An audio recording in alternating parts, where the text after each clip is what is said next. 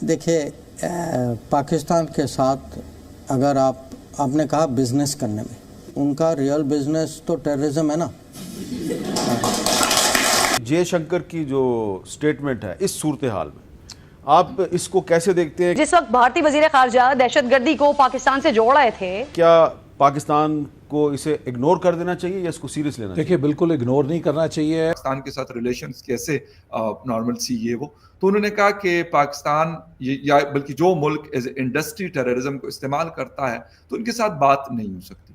इस वक्त हमें हिंदुस्तान का भी मौक़िफ़ जो है पाकिस्तान के बारे में बड़ा टफ है और वो आपको कोई रिलीफ नहीं देना चाहिए। इस तरह करके मतलब ये इंडिया तो भाई किसी को भी किसी टाइम भी वो जवाब दे। अगर अब हम तिजारत बहाल ही करना चाहते हैं भारत के साथ, हमारे लिए एक लिहाज से बहुत ज़रूरी हो गया है, क्योंकि हम तो रिलीफ चाह रहे हैं ना ट्रेड के साथ, कि जिन जिन चीज़ों की यहाँ कीमतें ज़्यादा हैं अगर हिंदुस्तान से अक्रॉस द बॉर्डर आ जाती हैं तो इन्फ्लेशन कम हो जाएगी, स्पेशली फूड इन्फ्लेशन। हमारे नए वज़ीर ख़ारजा इसहाक़ डार यूके जाना भारत बड़ा ज़रूरी होता है हम लोगों के लिए, चाहे दावत मिले या ना मिले हम पहुँच जाते हैं। फिर वहाँ पर उन्होंने रिक्वेस्ट भी की एक मीटिंग के लिए, वहाँ पे जो ब्रिटिश फॉरेन सेक्रेटरी हैं कैमरून, लॉर्ड कैमरून, लेकिन उन्होंने मीटिंग देने से इनकार कर दिया। दुबई की पुलिस ने 202 पाकिस्तानी बेकारियों को अरेस्ट किया है। उन्होंने कहा है कि ये लोग यहाँ पर आ जाते हैं, कोई काम धंधा नहीं करते। भारत के साथ हमारी तिजारत बहाल हो जाए, क्योंकि अभी भी बहुत सी चीज़ें जो आती हैं भारत से वाया दुबई आ रही हैं या थर्ड पार्टी आ रही हैं, तो जो पाकिस्तान पहुँचती हैं तो महंगी पड़ती हैं। जी दोस्तों, जयशंकर साहब की एक मुस्कुराहट पे वीडियो आई है और वीडियो बड़ी अमेजिंग है। जयशंकर साहब ने जो तनकीद के नश्तर पाकिस्तान पे चलाए हैं उस पर वीडियो है, तो चलो आप पहले वीडियो देखें, बाकी बातें बाद में करते हैं। पिछले दिनों हमारे नए वज़ीर ख़ारजा इसहाक़ डार ब्रसल्स गए हुए थे, वहाँ पे इंटरनेशनल एटॉमिक एनर्जी के हवाले से एक कॉन्फ्रेंस थी।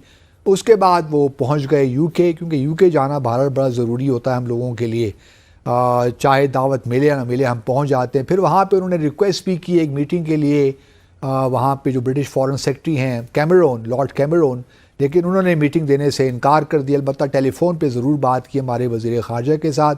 हमारे वज़ीर ख़ारजा ने उनको पाकिस्तान आने की दावत भी दी, लेकिन मुलाकात नहीं हो सकी। वहाँ पे फिर पाकिस्तान जो हाई कमीशन है लंदन में, हमारे वज़ीर ख़ारजा ने वहाँ पे एक प्रेस कॉन्फ्रेंस भी की और एक सवाल के जवाब में उन्होंने हमें बताया कि जी हाँ, पाकिस्तान के जो ताजिर हैं वो चाहते हैं कि भारत के साथ हमारी तिजारत बहाल हो जाए, क्योंकि अभी भी बहुत सी चीज़ें जो आती हैं भारत से वाया दुबई आ रही हैं या थर्ड पार्टी आ रही हैं, तो जो पाकिस्तान पहुंचती हैं तो महंगी पड़ती हैं हम लोगों को। तो इसको हम एग्जामिन करेंगे, तमाम स्टेक होल्डर से हम बातचीत करके कोई फ़ैसला करेंगे। तो आइए पहले वो ज़रा क्लिप सुन लेते हैं जो इसहाक़ डार साहब का है, हमारे वज़ीर ख़ारजा का है, कि उन्होंने क्या कहा। पहले वो सुनते हैं और फिर हमारे जो मेहमान हैं उनसे हम बात करते हैं। कम्युनिटी पाकिस्तान में काफ़ी ये अपील भी करती है, डिमांड भी करती है। बजट से पहले मेरी सबसे मीटिंग्स हुई, क्योंकि लास्ट ईयर का बजट मैंने एज फाइनेंस मिनिस्टर पेश किया था 20, 23, 24 का, तो उन सब की ये थी कि जी हम जो इम्पोर्ट्स तो अभी भी हो रही हैं वो। जी नाज़रीन, ये भी याद रहे कि जब पीटीआई की हुकूमत थी और पीटीआई ने एक पॉलिसी फार्मूलेट कर ली 5 अगस्त 2019 के बाद, तो उस वक्त भी पीटीआई की काबीना के अंदर से भी ऐसे लोग थे, मिसाल के तौर पर रज़ाक दाऊद साहब जो कि उस वक्त कॉमर्स के मिनिस्टर थे, वो भी इसी किस्म की बातें करते थे कि जी तिजारत तो बहाल कर ही लेनी चाहिए। फिर मियां मनशा साहब बार बार हमें ये कहते रहे, और जो बहुत बड़ा नाम है पाकिस्तान के कारोबारी हल्के से जो सनतकार हैं, तो वो भी यही बातें करते रहे। तो अब इसहाक़ डार साहब ने भी यही कहा है। पूछा कि जी पाकिस्तान के साथ रिलेशंस कैसे नॉर्मल सी ये वो, तो उन्होंने कहा कि पाकिस्तान या बल्कि जो मुल्क एज इंडस्ट्री टेररिज्म को इस्तेमाल करता है तो उनके साथ बात नहीं हो सकती। खैर, चीन के हवाले से भी उनका ऑफिशियल स्टेटमेंट एक आया, अरुणाचल के हवाले से या फिर एलएसी के ऊपर जो कुछ हुआ उनसे एक जिसे कहते हैं कि एक चाइनीज डिप्लोमेट ने उनसे थिंक टैंक में क्वेश्चन किया था, उस हवाले से भी बात करेंगे। और इसके साथ साथ एक बड़ी अहम डेवलपमेंट ये हो रही है कि जो सी रूट है वहां पर ओसीज और बाकी जो सोमालियन पायरेट्स हैं वो जहाज़ों को अटैक करते हैं, लेकिन इंडियन नेवी की जो वहां पे डिप्लॉयमेंट है वो बढ़ाई गई है और वो बड़े एक्टिव हैं और बहुत सारे जो शिप्स है उसको बचाया भी है, जिससे मैं कहता हूं कि वर्ल्ड रिकग्निशन और बड़ी है इंडिया की दुनिया भर में। जिस तरह भी हमने बल्गारिया को देखा, इससे पहले और कंट्रीज का हमने देखा, पाकिस्तान के जो फिशरमैन है उनको बचाया गया था एक डेढ़ दो माह पहले, उनकी कश्ती को बचाया था। तो इस तरह की चीजें ऐसे लग रहा है कि एज ए ग्लोबल पावर अपनी चीजों को एक्सपेंड कर रहा है। बात शुरू करेंगे, डॉक्टर जयशंकर बड़े एक्टिव रहते हैं थ्रू आउट वर्ल्ड, उनका जाना और मुख्तलिफ थिंक टैंक्स में, मुख्तलिफ इवेंट्स में वो पार्टिसिपेट करते हैं और मतलब सुना भी बहुत सीरियसली जाता है, उनकी कोई भी स्टेटमेंट उनका हो बड़ा सीरियसली लिया जाता है दुनिया भर में। चीन के साथ भी इंडिया के मामलात मैं कहूँगा अगर ख़राब नहीं है तो बहुत अच्छे भी नहीं है। सेम लाइक दैट पाकिस्तान के साथ भी अगर ख़राब नहीं है तो बहुत अच्छे भी नहीं, आना जाना नहीं है, हाई कमिश्नर नहीं है, ना पाकिस्तान का दिल्ली में है, ना दिल्ली का यहाँ इस्लामाबाद में है, बाकी स्टाफ जो है वो मेंबर्स यहाँ पे अपनी अपनी ड्यूटियाँ सर अंजाम देते हैं। अच्छा, बात होती है अक्सर, ये बात पाकिस्तानियों से भी पूछ ली जाती है और इंडिया वालों से भी पूछ ली जाती है कि जी ताल्लुकात ये वो फलां का, और क्लैशेस भी रहते हैं, तो कभी कभार जब हालात ख़राब होते हैं उस हवाले से भी क्वेश्चन होते हैं। तो डॉक्टर जयशंकर जी से सवाल हुआ कि जी पाकिस्तान के साथ नॉर्मलसी आ सकती है या नहीं आ सकती, क्या हो सकता है फ्यूचर? तो उन्होंने कहा जी ऐसा मुमकिन नहीं है फिलहाल, यानी उन्होंने टोटली डिनाई किया। वाकई आपको लगता है कि पाकिस्तान इंडिया या फिर चीन इंडिया के दरमियान कोई ऐसी चीजें जो पहले थी रही हैं, बेहतर भी रही हैं, खराब भी रही हैं, अब दोबारा खराब तो जरूर है लेकिन बेहतर नहीं हो सकती?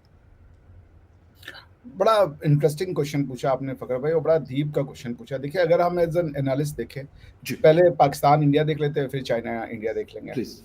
देखिए, पाकिस्तान की जो रिलेशनशिप है इंडिया से वो सही नहीं है। इसकी डायग्नोसिस अगर हम करें कि वो कौन से कारण हैं, वो जैसे इंटरनेशनल रिलेशंस में कहते हैं which are the major irritants, जो कि पाकिस्तान और भारत के रिलेशनशिप से अगर आप पूछेंगे तो उनका एक ही है कि the major irritant is Kashmir issue. ठीक है ना?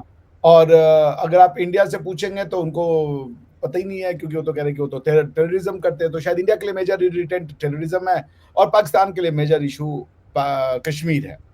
जी बिल्कुल। पॉइंट ये कि क्या ये इशू रिजॉल्वेबल है, क्या कश्मीर का इशू रिजोल्यूशन के थ्रू? दोस्तों, हमने वीडियो देखी, वीडियो में हमने देखा जयशंकर साहब खुल्ला कह रहे हैं जी पाकिस्तान दहशतगर्दी में ट्रेड करता है, हम पाकिस्तान के साथ कैसे ट्रेड करें। भाई ये बात वो जो भी कह रहे हैं, लेकिन पाकिस्तान की अगर आम आवाम चाह रही है ना ट्रेड करना, तो फिर इंडिया की आम आवाम को भी ट्रेड करना चाहिए पाकिस्तान से, ठीक है। और दूसरी बात, ये जो सरकारी सतह पे मामलात हैं, ये बड़े आजकल इंडिया ने बड़ा सख्त मौक़िफ़ अपनाया हुआ पाकिस्तान के ख़िलाफ़, तो बड़ा सख्त मौक़िफ़ पेश किया जाता है जी। जब से मोदी साहब आए हैं तब से तो पाकिस्तान के ख़िलाफ़ बहुत सख्त मौक़िफ़ पेश किया जाता है। तो इस वजह से जो रिलेशन है वो दोनों देशों के अच्छे हो नहीं रहे, और जो गरीब लोग हैं जिनका इंडिया और पाकिस्तान की ट्रेड से रोज़गार चलता था, वो उनका रोज़गार बंद है। और क्योंकि जब ट्रेड चलता है अमीर के साथ साथ गरीब का भी फ़ायदा होता है, क्योंकि जो लोडिंग अनलोडिंग या जो ट्रकों पे ड्राइवर होते हैं रात, या और भी बहुत सारे मामलात होते हैं जिनमें लोगों का रोज़गार चलता है। तो अगर उनका रोज़गार चलता है तो इसमें दोनों देशों का फ़ायदा होता है। तो बाकी रही बात यह है कि ट्रेड करना या ना करना, तो ये तो सरकार का मसला है, लेकिन जो इंडिया के फॉरेन मिनिस्टर हैं वो बड़ा सख्त लहजा बनाया हुआ उन्होंने, और इस तरह के स्टेटमेंट वो देते हैं, जिसकी वजह से ना जो आजकल पाकिस्तान में जो क्या कहते हैं लोग ना मिर्च लग जाती है कि भाई ये इस तरह के स्टेटमेंट क्यों दे रहे हैं।